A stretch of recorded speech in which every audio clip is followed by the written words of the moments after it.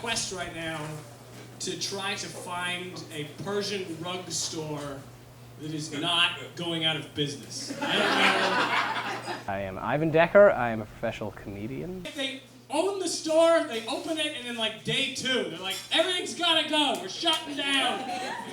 Everything must go. Going out of business after 30, and it's like, you've been going out of business for 30 years. I started doing stand-up when I was 19 years old, so I've been doing it for about 8 years now.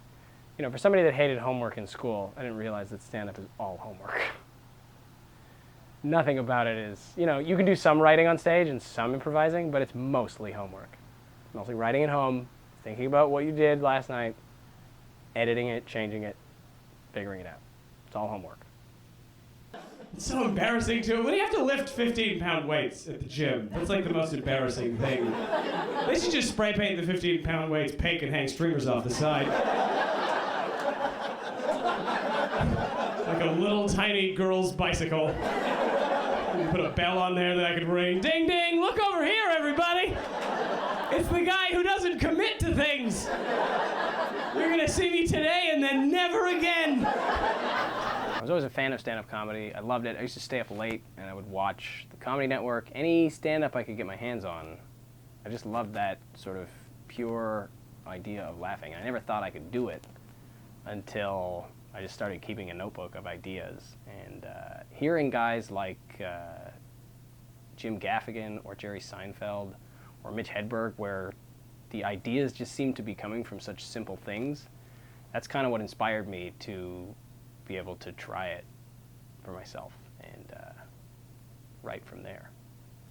I want to be able to perform for people and have them be on board and just kind of everybody in the room is having a great time and laughing. I would never want to alienate anybody or make anybody fearful of sitting in an audience where I can see them.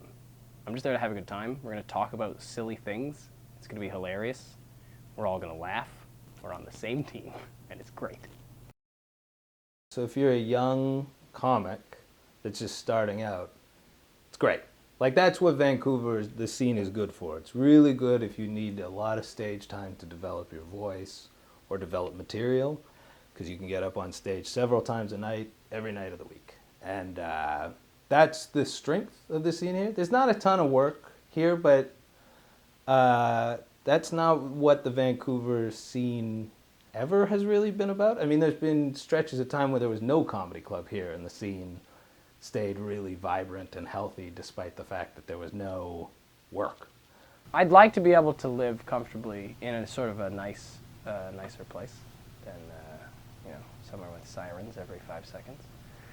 Not that I don't love this neighborhood, but obviously sort of any comic's goal is to just be like, yeah, I want to be, you know, penthouse apartment, top of the city, millions of dollars. Gets annoying because you got to run around a lot. I take the bus, which everybody loves, but that's probably why so many comedians have jokes about the bus. It's because we spend so much time on there, and we have a lot of time to think about it and how consistently terrible it is. But that's just kind of what you do. That's the grind.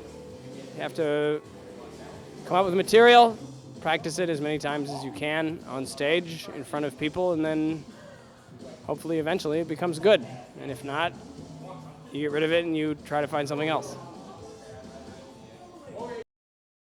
When you can go after something that you have dreamt of and start getting results when you do it, the feeling is incredible. In the wintertime, I like to exercise. I tried to snowboard more this year, which I like. Skiing, snowboarding, fun. It's dangerous, though. You know that it's dangerous because they call it an extreme sport. And they put up signs around the place. They're like, you gotta wear a helmet, have a leash so your snowboard doesn't fly away and hit somebody in the face. It's dangerous. But they've never removed alcohol from the mountain. Seems a little weird. They're so safety conscious, but you can still drink. You know you can't even drink on a boat? That's illegal, because there's flat water around you could hurt yourself with. But for some reason, if you freeze the water and then put it on the side of a mountain on a decline and put trees and rocks at the bottom that you're sliding towards, go ahead, get wasted. That's fine.